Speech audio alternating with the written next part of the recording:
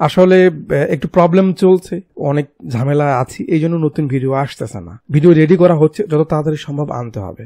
আর এই ভিডিওগুলো আবার দেওয়া হচ্ছে কারণ একটু বুঝতে পারছেন না, অনেকে বলতে পারেন যে প্রমোশনের ধান্দা বা এসব কেন করছেন। তো আপনি যদি বুঝতেন এটা তাহলে বলতেন না।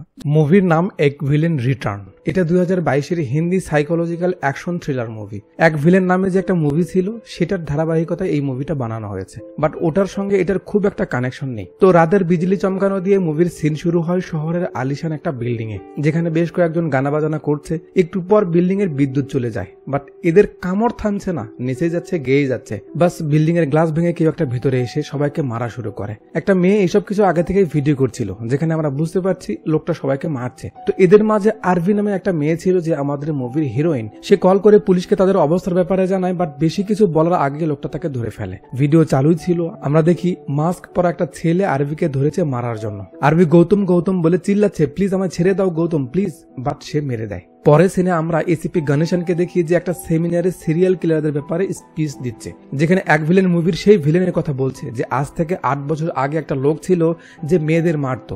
আজ আবার এমন একজন কিলার বের হয়েছে যে সবাইকে মারছে, বাট তাদের লাশ পাওয়া যাচ্ছে না। এমন লোকদের সবাই সিরিয়াল কিলার বলে, বাট আমি বলি এক ভিলেন।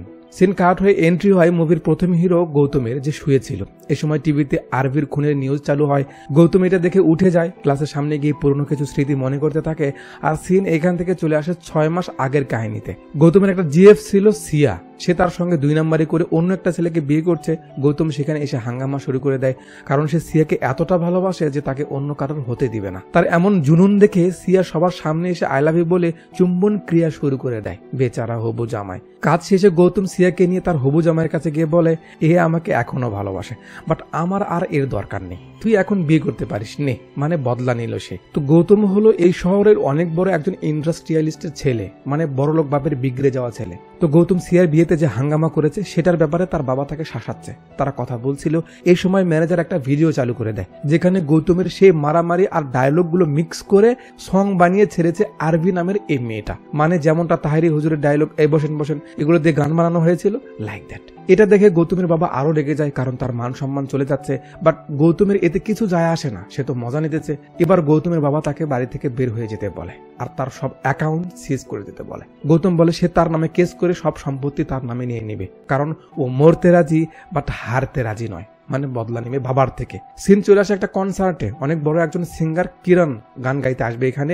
সেখানে গৌতম চলে আসে, বাট আরভিকে দেখে ফেলে এখানে যে ওপেনিং গান গাইতেছে। গৌতমের ভালো লেগে যায় আরভিকে, সে তাকে অ্যাপ্রোচ করার চেষ্টা করে, বাট আরভি পাত্তা না দিয়ে সেখান থেকে যেতে থাকে। এই সময় সেখানে কিরণ চলে আসে। কিরণকে দেখে আরভি তার সঙ্গে কথা বলতে চলে যায় যে সে তার অনেক বড় ফ্যান, এটা ওটা।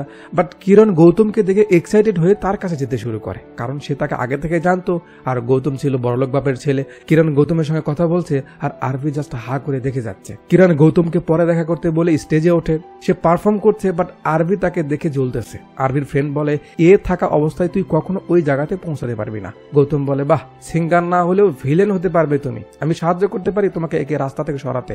বাট আরভি গায়ে না লাগিয়ে চলে যায়। আর এখানে ক্যামেরা এই মাস্কের দিকে ফোকাস করে। সিন চলে আসে হোটেলে, যেখানে আরভি কিরণ এরা উঠেছে।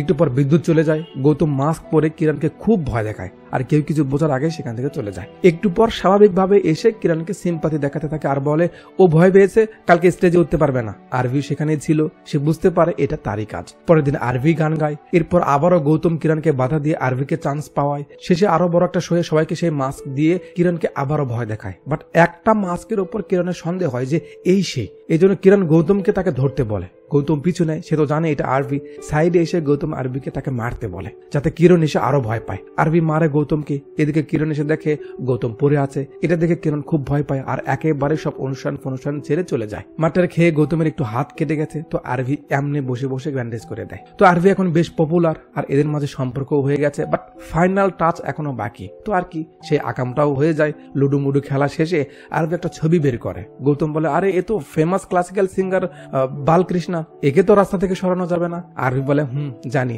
বাট তুমি জানো না এটা আমার কে। এ হলো আমার বাবা। বউ বাচ্চা ছিল, তারপরেও আমার মাকে বিয়ে করে, বাট কখনো আমাদের কারোর সামনে আনেনি, আর না আমায় মেনে নিয়েছে। এখন আমার একটাই ইচ্ছে, অনেক বড় একটা সিঙ্গার হব, যাতে আমার বাবা বলতে পারে এটা আমার মেয়ে। বাট আমি তখন তাকে অস্বীকার করব যে তুমি আমার কেউ না। গৌতম বলে ঠিক আছে, আমি তোমার সঙ্গে আছি। সিন চলে আসে সকালে। আরভির ফ্রেন্ড তাড়াহুড়ো করে আরভিকে ডাক দেয়, এরপর তাকে নিউজ দেখায়। আরভি দেখে তার সেই ছোটবেলার ছবি মিডিয়াতে দেখা যাচ্ছে। রিপোর্টার বলছে এই ছবি দিয়ে আরভি দাবি করছে বালকৃষ্ণা নাকি তার বাবা। বালকৃষ্ণাকে এই ব্যাপারে বললে সেও অস্বীকার করে আরভিকে প্রতারক বলে। আরভি কান্নায় ভেঙে পড়ে। কে করলো এই কাজ?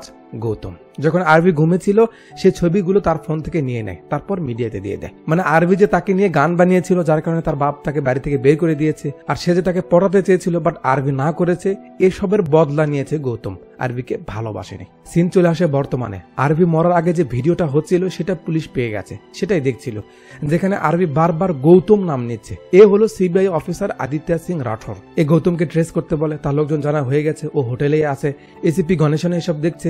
রাঠোর তার পুরো ফোর্স নিয়ে চলে যায় গৌতমকে ধরতে। গৌতম সব দেখছে। পুলিশ তার রুমে আসে, বাট একটু পর তারা লক্ষ্য করে এ কিছু তো একটা প্ল্যান করেছে, বাস ব্লাস্ট হয়ে যায়। গৌতম উপর থেকে লাফ দিয়ে তার বাইক নিয়ে পালিয়ে যায়, আর ধরতে না পারলে অফিসাররা যা বলে ড্যাম ড্যাম শিট মিট।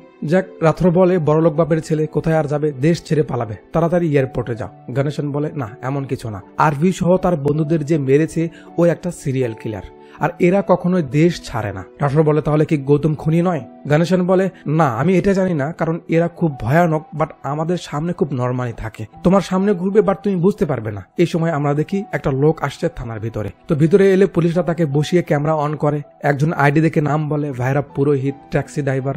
আরভির ফোনে ভৈরবের নাম্বার পাওয়া গেছে, তাই একে ডাকা হয়েছে। কাকু বলে চল বল, তুই কিভাবে জানিস আরভি মালহোত্রাকে? ভৈরব কিছু বলে না, চুপ থাকে। এই সময় ভাই সাহেব ধাম করে একটা থাপ্পড় মারে, আর এন্ট্রি হয় মুভির দ্বিতীয় হিরো। মারটার খেয়ে ভৈরব বলে সে কিছু করেনি, সে কিছু জানে না, সে জাস্ট একটা অপরাধ করেছে। কি করেছে?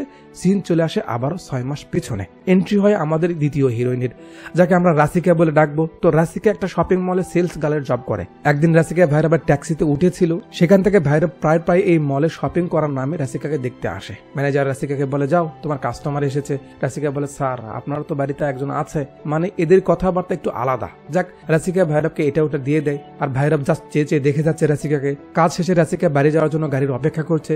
ভৈরব সেখানে ছিল, সে চলে আসে। রাসিকা ভৈরবকে তার ব্যাপারে বলতে বলে। ভৈরব বলে ট্যাক্সি চালায়, এটা আমার ফ্রেন্ড কেশবের গাড়ি, আর বাকি সময় কেশবের সঙ্গে জুতে কাজ করি। রাসিকা বলে ও তাহলে তুমি জু কিপার? ভৈরব বলে হ্যাঁ, টাকার জন্য, শপিং করার জন্য টাকা তো লাগবে নাকি। একটু পর রাসিকা বাসায় পৌঁছে যায়। ভৈরব বলে ম্যাম, রেটিং দিতে ভুলেন না যেন। তখন রাসিকা এসে গ্লাসে একটা স্মাইলি ইমোজি বানিয়ে রেটিং দিয়ে দেয়। এরপর থেকে দুজনের মধ্যে সম্পর্ক গভীর হতে থাকে। জুতে ভৈরব বাঘ মামাকে খাবার দিতে এসে বারবার এভাবে ভয় পেয়ে যায়, এজন্য তার ফ্রেন্ড কেশব হাসাহাসি করে। তো এ হলো কেশব, ভৈরবের বন্ধু, আর এটা তার ছেলে রাজু।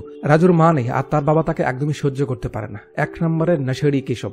ভৈরবে রাজুর দেখাশোনা করে। তো ভৈরবের এখন একটাই কাজ, রাসিকাকে নিয়ে ঘোরাফেরা করা। একদিন এক মলে গিয়ে রাসিকার একটা রিং পছন্দ হয়, বাট দাম বেশি দেখে মন ছোট করে চলে যায়, আর অবভিয়াসলি হিরোর এটা সহ্য হবে না। তো পরের দিন রাসিকা গাড়ি চালাতেছিল, একটু পর সে বলে সামনের সপ্তাহে আমাকে লোনাভলা নিয়ে যাবে? ভৈরব চেয়ে থাকে। একটু পর একটা বাইকে 2টা ছেলে এদের ডাম করে সামনে চলে যায়। রাসিকার এটা সহ্য হয় না, তাদের ধরতে গাড়ি জোরে চালানো শুরু করে, আর এক সময় এদের মেরেই দেয়। ভৈরব বুঝতে পারে এই মেয়ে দেখতে যেমন, মনের দিক থেকে সে একদম তেমন না। সিন চলে আসে বর্তমানে। ভৈরব বলে আমি সেই অ্যাক্সিডেন্ট করেছিলাম, এই এতটুকু আমি করেছি। পুলিশ বলে আবে কার মধ্যে কি বলছিস এসব? এই দেখ, এই মেয়েকে চিনিস নাকি, এটা বল। ভৈরব বলে না স্যার, আমি এইসবের ব্যাপারে কিছু জানি না। একদিন এই ম্যাডাম আমার গাড়িতে উঠেছিল, 4 স্টারও দিয়েছে, এই জন্য আমার নাম্বার ওনার মোবাইলে ছিল। পুলিশ যেতে বলে ভৈরবকে। একটু পর একটা নিউজ চালু হয়, যেখানে আশু নামের একটা ছেলে বলছে যে আরভির কিলারকে সে দেখেছে। আশু বলছে এই কিলার কিছুদিন আগে আমার গার্লফ্রেন্ডকেও মেরেছে, আমি তখন দেখেছি। এই ইসমাইলি কিলার অনেকেই মেরেছে, আর এটা অন্য কেউ না, গৌতম মেহরা। এদিকে গৌতম সব দেখছিল টিভিতে, আর তার কথা শুনে তাকে ধরার জন্য চলে যায়। এদিকে রাঠোর গণেশনকে বলে দেখলেন স্যার, আমার ধারণায় ঠিক হলো। গণেশন ভাবনা ভরা একটা রিয়াক্ট দিয়ে বলে ইসমাইলি কিলার, এটা ও কি করে জানলো? এটা তো আমি খুঁজে খুঁজে বের করেছি, আর ওই খুনি জানে। রাঠোর বলে ও দেখেছে। গণেশন বলে বাট এই কিলার যে আরো অন্য মেয়েদের মেরেছে, এটা ও কি করে জানলো? গণেশন দৌড় দেয় আশুর কাছে যেতে। নিউজ অফিসে ফোন করে ছেলেটাকে থামাতে বলে, বাট তারা বলে ছেলেটা বেরিয়ে গেছে। এদিকে আশুর সামনে হুট করেই মাস্ক পরে চলে আসে ভৈরব। আশু বলে ভাই, তুমি যেভাবে বলেছিলে আমি ঠিক সেভাবে বলেছি, ফাঁসিয়ে দিয়েছি গৌতমকে, বাট পুলিশ বা গৌতম যদি একে ধরে তাহলে এই সব বলে দিবে, এই জন্য ভৈরব আশুকে মেরে ফেলে। আর ঠিক তখনই গৌতম সেখানে এসে পড়ে। গৌতম বুঝে যায় এই তাকে ফাঁসিয়েছে আশুকে দিয়ে। এরপর দুজন ট্রেনে ওঠে, তারপর মারামারি হয়, বাট ভৈরবকে ধরতে পারে না। ভৈরব তার গাড়িতে এলে আমরা সেখানে রাশিকাকেও দেখি। সে বলছে, মারতে পেরেছিস? ভৈরব বলে না। রাশিকা বলে, ঠিক আছে, আরো কাজ আছে, চল তার আগে একদম লুডো খেলি। বাস ধুমসে লুডো খেলা হয়। ওদিকে গৌতম ভৈরবের মাস্ক পেয়ে যায়, আর এখানেই মুভির ইন্টারভেল হয়। ইন্টার পরে আমাদের কিছু ছেলেদের ইন্টারভিউ দেখানো হয়, যারা বলছে যে মেরেছে সে ভালো কাজ করেছে। তো এরা হলো ওই সব মেয়েদের বয়ফ্রেন্ড যাদের গার্লফ্রেন্ড এদের ধোকা দিয়েছে, আর ওই স্মাইলি কিলার তাদের মেরেছে। গণেশনের অ্যাসিস্ট্যান্ট যে কোনো ভাবে ওই ট্রেনের সিসিটিভির ফুটেজ পেয়েছে, যেটা দেখে গণেশন মিডিয়ার মাধ্যমে গৌতমকে মেসেজ দেয় সে যেন তাড়াতাড়ি সারেন্ডার করে, নয়তো তার অবস্থা খারাপ হতে পারে। মানে ইশারা করছে তার সঙ্গে দেখা করার জন্য। গৌতম বুঝে যায় নিউজ দেখে রওনা দেয় গণেশনের বাড়ির উদ্দেশ্যে। আর এখানে আবার সিন 3 মাস পিছিয়ে চলে আসে। গৌতম তার বাবার উপর মামলা করাতে অবশেষে তার বাবাকে সব প্রপার্টি হিসেব অনুযায়ী গৌতমের নামে করতে হয়। এরপর যাওয়ার সময় তার বাবা বলে, বেটা তুই ভাবিস না জিতে গেছিস, যেদিন বুঝবি ভালোবাসাও হেরে যায়, ভালোবাসার মানুষের দরকার পড়ে, সেদিন বুঝবি হার কাকে বলে, জিত কাকে বলে। এদিকে আরভিকে নিয়ে মিডিয়ায় বেশ ঝড় উঠেছে। সবাই আরভিকে মিথ্যাবাদী বলছে, তাকে দোষারোপ করছে। আর এই সব কিছু গৌতম দেখছে। আস্তে আস্তে গৌতম বুঝতে পারছে সে আরভির সঙ্গে মোটেও ঠিক করেনি। বারবার আরভির কথা মনে পড়াতে গৌতম তাকে ভুলতে চলে যায় বারে। সেখানে ডাব কাটা হয়, পানি ছেড়ে দেওয়া হয়। এই সময় গৌতম দেখে তার সেই এক্স সিয়া তার জামাইকে নিয়ে এখানে এসেছে। সেখানে গিয়ে গৌতম একটু হিরোগিরি করে ফিরছিল, সামনে আরভিকে দেখে, চোখাচোখি হয়। আরভি গৌতমকে দেখে সেখান থেকে চলে যেতে থাকে। এই সময় সিয়ার জামাই এসে গৌতমকে মেরে দেয়। সিন চলে আসে পরের দিন হসপিটালে। হুঁশ ফিরলে গৌতম দাঁড়ানোর চেষ্টা করে, বাট যেই পড়ে যেতে লাগে আরভি এসে ধরে ফেলে। গৌতম চেয়ে থাকে। আরভি গৌতমকে শুয়ে দেয়, সেবা যত্ন করা শুরু করে। গৌতমের মনে পড়ে গত রাতের কথা, যে সময় তাকে মারা হচ্ছিল সে সময় আরভি এসে এদের অনুরোধ করে তাকে হসপিটালে নিয়ে আসে, আর এখনো পাশে আছে। এভাবে কয়েকদিন পার হয়ে গেলে গৌতম ঠিক হয়ে যায়, তাই তাকে ডিসচার্জ করে দেওয়া হয়। গৌতম সেরে গেছে, তাই আরভিও চলে যাচ্ছে সেখান থেকে। গৌতম তাকে বোঝানোর চেষ্টা করে যে সে ভুল করেছে। তখন আরভি কিছু ইমোশনাল ডায়লগ মারে একতরফা ভালোবাসার ব্যাপারে। এরপর গাড়িতে উঠে যেতে শুরু করে। তখন গৌতম পিছিয়ে পিছিয়ে দৌড়াতে থাকে আর বলে সে ভুল করেছে, সে তাকে এখনো ভালোবাসে, সে তার ভালোবাসা বুঝতে পেরেছে। বাট আরভি চলে যায়। সিন চলে আসে বর্তমানে। গৌতম চলে এসেছে গণেশনের বাসায়। কিছুক্ষণ পর গণেশন বাসায় আসে, আর ভিতরে ঢোকার আগে বুঝতে পারে গৌতম এসেছে। ভিতরে এলে গৌতম বলে, বলুন কি বলতে চান? গণেশন বলে, আমি জানি তুমি আরভির খুন করনি। গৌতম বলে, তাহলে কে করেছে? গণেশন বলে, স্মাইলি সিরিয়াল কিলার। এর টার্গেট হলো যে মেয়েরা বয়ফ্রেন্ডের সঙ্গে গাদ্দারি করে বা কাঁদায়, তাদের মেরে এ মন ভাঙা আশিকদের হিরো হতে চায়। আর আমি ড্যাম শিওর এর লাইফেও কোনো না কোনো স্টোরি আছে, কোনো না কোনো কানেকশন তো অবশ্যই আছে এই একতরফা ভালোবাসার মাঝে। সিন চলে আসে ভৈরবের কাছে। কোথাও যাচ্ছিল রাশিকাকে নিয়ে, তার দিকে চেয়ে থাকে। আর সিন চলে আসে আবারও 3 মাস পেছনে। ওই যে রাশিকা বলেছিল তাকে লোনাভলা নিয়ে যেতে, সেখানেই নিয়ে যাচ্ছে ভৈরব। রাস্তায় মজা টজা করে, সুন্দর একটা সিনারি দেখে সেখানে যায়। এরপর হোটেলে আসে। রাশিকা দরজা খুলে ভিতরে যাবে, বাট ভৈরব বলে, তুমি থাকো, আমি একটু আসছি। রাশিকা বলে, আরে কোথায় যাচ্ছ? ভৈরব বলে, আরে 1 মিনিট লাগবে, আসছি। ভৈরব চলে যায় বাজারে। সেখানে একটা শাড়ি দেখে রাশিকাকে তাতে ফিল করে। এরপর মালার অর্ডার দেয়। তখন আমরা দেখি ভৈরব সেই আংটিটা নিয়েছে যেটা রাশিকা পছন্দ করেছিল। যাক, মালা টালা নিয়ে এটিএম থেকে টাকা উঠেছিল। এই সময় কিছু ছেলে পেলে তাকে ফলো করে। ভৈরব গাড়িতে উঠতে যাবে, ছেলেগুলো তাকে ধরে ফেলে, চাকু দেখিয়ে টাকা বের করতে বলে। আর একজন পকেট চেক করে এই রিংটা পেয়ে যায়। ভৈরব বলে, তোমরা সবকিছু নিয়ে নাও, বাট এটা আমায় দিয়ে দাও, এটা খুব স্পেশাল। এরা দেয় না। এরপর আর কি, ভৈরব ডিজে বাজানো শুরু করে দেয়। শেষে এরা মাটার খেয়ে নিজেরাই রিং ফেরত দিয়ে দেয়। তো ভৈরব সেগুলো নিয়ে হোটেলে ফেরে। বাট রুমে ঢুকতেই ভৈরবের কানে পড়ে কেউ তো আছে রাশিকার সঙ্গে। ভাই আস্তে আস্তে দরজার ফাঁক দিয়ে দেখে তার শাড়িন যা অন্য কেউ বাজাতে চলে যায়। এসব দেখে ভৈরবের মনটা ভেঙে চুরমার হয়ে যায়। রিং দেখতে দেখতে ভাঙ্গা মন নিয়ে ভৈরব সেখান থেকে চলে আসে। সিন চলে আসে জুতে। কিসব মাল খেয়ে মেয়ে নিয়ে মজা করছে, আর রাজু বাইরে বসে আছে। রাজু দেখে ভৈরবের মন খারাপ, সে তাকে ডাক দেয়। ভৈরব চোখ মুছতে মুছতে রাজুর কাছে আসে। রাজু ভৈরবকে সান্ত্বনা দেয়, কারণ তার অবস্থাও তার মতোই। পরের দিন ভৈরব রাশিকাকে নিতে যায় তার অফিসে। রাশিকা ভিতরে এসে তার গায়ে হাত দিতে ধরে, বাট ভৈরব সরিয়ে নেয়। রাশিকা বুঝতে পারে কিছু একটা হয়েছে। রাশিকা বলে, তাহলে কি তুমি ওর সঙ্গে আমায় দেখেছো?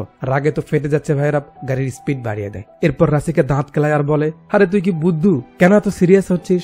শোন, ওটা আমার ম্যানেজার, ওকে আমার ভালোই লাগে। মাঝে মাঝে আমার আগুন নেই ভাই, বোনাস দেয়, আমার খেয়াল রাখে। সামনে বোনাস দেওয়ার দিন আসছে, বাট ওর বউ খুব চোখে চোখে রেখেছিল, এই জন্য আমরা সুযোগ পাচ্ছিলাম না। এরপর তুই এলি, রেটিং দিয়েন ম্যাডাম। তারপর আমরা লোনাভলা যাওয়ার প্ল্যান করি, তুই সেখানে আমায় নিয়ে গেলি। আর তারপর ভৈরব কি বলবে, যা শুনে যাচ্ছে। এই সময় গাড়ির সামনে একটা ছেলে চলে আসে, লিফট চায়, সামনে নেমে যাবে। একটু পর ছেলেটা গাড়ি থামাতে বলে। সে দেখে তার গার্লফ্রেন্ড অন্য একটা ছেলের সঙ্গে। ছেলেটা তাড়াহুড়ো করে মেয়েটার কাছে গিয়ে ঝগড়া শুরু করে। কে ওই ছেলে? মানে মেয়েটা তাকে ডাম করছে। ছেলেটা বারবার বোঝানোর চেষ্টা করছে যে সে তাকে ভালোবাসে, বাট মেয়েটা তাকে পাত্তা দিতে চাইছে না। এখানে রাশিকা উল্টো পাল্টা বকে যাচ্ছে। ছেলেটা শেষে মেয়ের পায়ে পড়ে, প্লিজ আমাকে ছেড়ে যাস না, বাট মেয়েটা কথা শোনে না। ছেলেটা ব্যাগ থেকে কি যেন একটা বের করে ভয় দেখাতে থাকে মেয়েকে। তারপর ভৈরব নেমে যায়, দুজনকে থামানোর চেষ্টা করে। তখন রাশিকা থেকে ডেকে ওঠে, এ ভিলেন, গ্লাসে ইমোজি বানায়। ভাইরাব চেয়ে থাকে তার দিকে। আর সে যে কাণ্ডগুলো করেছে এগুলো ভেবে ভাইরাব একেবারে রাগ করে মেয়েটার গলা চেপে ধরে। তারপর রাসিকার দিকে তাকিয়ে বলে, যদি তুই আমার হতে না পারিস তাহলে আর কারো হতে পারবি না।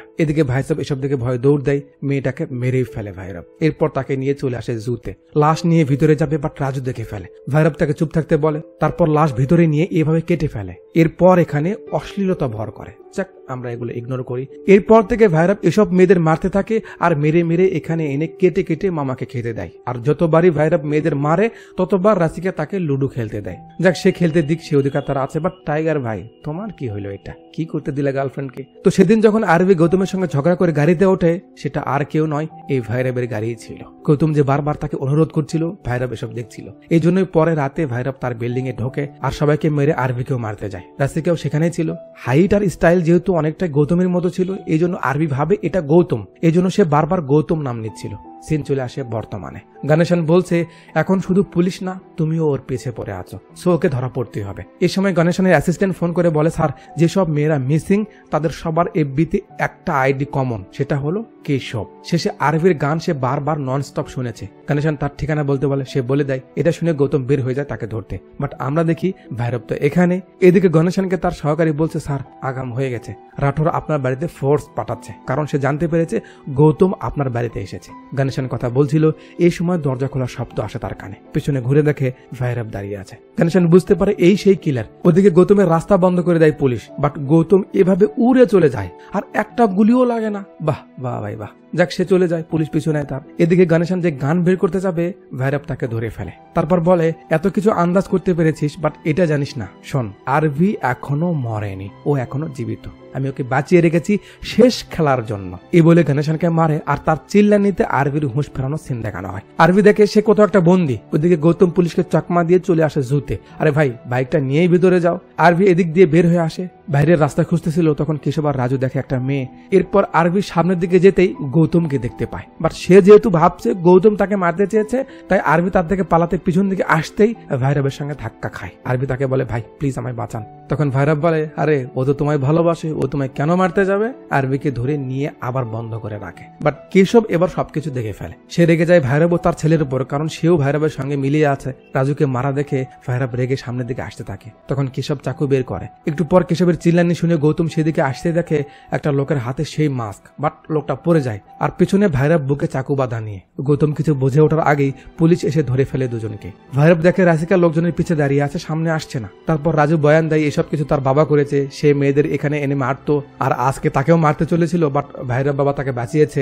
ভিতরে মেয়ের বডি পাওয়া গেছে। এটা শুনে গৌতম সবাইকে মেরে ভিতরে যায়, সেভাবে আরভি এটা। বাট রাঠোর তাকে থামিয়ে দেয়, বলে এটা আরভি না, অন্য একটা মেয়ে। ভাইরাব একটা স্মাইল করে রাসিকাকে আর সিন চলে আসে থানায়। কেশব রানায় সিরিয়াল কিলার ছিল, সেই সব মেয়েদের মেরেছে এমনটাই মনে করছে পুলিশ, তাই ভাইরাবকে ছেড়ে দেওয়া হয়। ওদিকে গণেশন স্যারের লাশ পাওয়া যায় তার বাড়িতে। ঘটনাস্থলে যে ডিএনএ পাওয়া গেছে তা কেশবের সঙ্গে মিলে গেছে। এসব বলছে রাঠোর গৌতমকে। সে আরো বলে, আমার মনে হয় আরবির ব্যাপারটাও খুনির সঙ্গেই হারিয়ে গেছে, সো এই কেস এখানে ক্লোজ, তুমি যেতে পারো। ভাইরাব বাইরে এলে রাসিকা তাকে জড়িয়ে ধরে। সে বলে, সবকিছু তো এখন শেষ, চলো আমরা দূরে কোথাও চলে যাই। ভাইরাব বলে, না, এখনো তো একটা কাজ বাকি আছে। সিন চলে আসে জুতে। গার্ডদের মেরে ভিতরে গিয়ে আরবিকে মারতে যাবে, বাট আরবি বেহুশ হওয়ার ভান করেছিল। হাতে কি যেন একটা ছিল, সেটা দিয়ে ভাইরাবকে মেরে পালানোর চেষ্টা করে, বাট পায়ে ব্যথা পাওয়ার কারণে বেশি দৌড়াতে পারে না। ভাইরাব সামনের দিকে যাচ্ছে তাকে মারতে, এই সময় সেখানে গৌতম এসে পড়ে। কিভাবে এলো এখানে জানতে পারবেন। আরবি গৌতমকে দেখে একটু সাহস পায়। এরপর আর কি, মারামারি শুরু হয়, দুজনের মাঝে অনেক মারামারি হয়। গৌতম মারটার খেয়ে পড়ে আছে। ভাইরাব রাসিকাকে ডেকে বলছে, বল রাসিকা, এর সঙ্গে কি করবো? হে রাসিকা বল। এবার গৌতম বলে, আবে কাকে ডাকছিস রাসিকা? বলে, কই কেউ তো নেই তোর সঙ্গে। এলো কাহিনীর টুইস্ট। ভাইরাব আশেপাশে দেখে আসলেই তো রাসিকা নেই। গৌতম বলে, তুই একটা পাগল, রাসিকাকে তুই কখনো ভালোই বাসিসনি, কোনো রাসিকা নেই এখানে। ভাইরাব রেগে গিয়ে মারতে থাকে গৌতমকে, যে রাসিকা আছে, ও সবসময় আমার পাশে ছিল। এবার আমাদের দেখানো হয় রাসিকার কি হয়েছে। তো সেদিন তো সবকিছু দেখেছিল ভাইরাব, বাট এরপরেও একদিন লক্ষ্য করেছে ভাইরাব, তখন রাসিকা তাকে দেখে ফেলে। এরপর যখন রাসিকা তাকে উল্টো পাল্টা বোঝানোর চেষ্টা করছিল, ভাইরাবের কোনো হুঁশ ছিল না। অ্যাক্সিডেন্ট হতে হতে বেঁচে যায়। ভাইরাব কথা শুনছে না, তাই রাগ করে রাসিকা নেমে যায়। তখন ভাইরাব তাকে থামানোর চেষ্টা করে আর অবশেষে এভাবে জড়িয়ে ধরে যত রাগ ছিল সব এক করে চাপা দিয়ে মেরে দেয় রাসিকাকে, আর সে লাশ রেখে দেয় বরফে। এই জন্যই সেদিন কাজ ছিল। তার মানে এরপর থেকে ভাইরাব রাসিকাকে জাস্ট অনুভব করেছে, বাস্তবে সে ছিলই না। গৌতম বলে এই একতরফা ভালোবাসার মধ্যে এক ধরনের পরিপূর্ণতা আছে, আমি বুঝতে পেরেছি, বাট তুই বুঝিসনি। তুই রাশিকাকে বরফে রেখেছিলি জাস্ট তোর রাগ মেটাতে, তোর মনকে খুশি করতে। এইভাবে আরো 2-4টা কথা বলে। ভৈরব আবারও তাদের মারতে যাবে, বাট গৌতম থামিয়ে আবারও ডায়লগ মারে। ভৈরব বুঝতে পারে সে ভুল করেছে, কাঁদতে থাকে রাশিকার কথা ভেবে। তারপর রাশিকাকে অনুভব করে চলে যায় বাঘের খাঁচার কাছে। বাঘ একটা লাফ দেয় আর স্ক্রিন কালো হয়ে যায়। পরের সিনে আমরা দেখি পুলিশ এসে পড়েছে, গৌতম আরভিকে কোলে করে নিয়ে বাইরে আসছে। গৌতম কি করে বুঝলো ভৈরব খুনি বা আরভিকে এখানে রাখা হয়েছে? তো সেদিন থানা থেকে বের হয়ে যখন ভৈরব রাশিকাকে অনুভব করে তার সঙ্গে কথা বলছিল, এই সবকিছু গৌতম দেখে ফেলে। তারপর তাকে ফলো করে তার পিছে পিছে এখানে আসে। সিন কিছুদিন সামনে চলে আসে, আরভি আবারও গান গাইতে শুরু করেছে। গৌতম এখনো তার পাশে আছে ঠিক সেভাবে যেভাবে আগে ছিল। এখানে হ্যাপি এন্ডিং, বাট ভৈরবের কি হলো? তো সিন একটা হসপিটালে আসে, ক্যামেরা একটা হুইল চেয়ারকে ফলো করে, স্ক্রু ড্রাইভার হাতে লক খুলে ভিতরে যায়। ভৈরব এখনো বেঁচে আছে, বাট তাকে এভাবে রাখা হয়েছে। এরপর আমাদের সামনে আসে কে? ওই সেই এক ভিলেন মুভির যে ভিলেন ছিল সে। ওই মুভির সেই ডায়লগটাই মেরেই হাসি দেয়। ভৈরব চোখ মেলে তাকায় আর মুভিটা এখানেই শেষ হয়ে যায়। ওভারঅল গল্পটা ছিল ঠিকঠাক, বাট খুব বেশি পেঁচিয়েছে। কিছু কিছু ব্যাপার অযথা হয়েছে, কিছু কিছু সিনের কোনো লিঙ্ক ছিল না, বাট আমি সাজিয়ে লিখেছি তাই হয়তো আপনারা বুঝতে পারছেন। আর সব থেকে বেশি বিরক্ত লেগেছে প্রতিটা কথায় কথায় এক ভিলেন, এক ভিলেন, ভিলেন, ভিলেন। উফ, কি বলবো। যাক, এতক্ষণ পর্যন্ত আমার সঙ্গে থাকার জন্য আপনাকে অনেকগুলো ধন্যবাদ। আর হ্যাঁ, ওপরে যে বিজ্ঞাপনের ব্যাপারে বলা হয়েছে ওইটা জাস্ট একটা বিজনেস ডিল, আপনাকে এ ব্যাপারে মাথা ঘামানোর কোনো দরকার নেই, ঠিক আছে?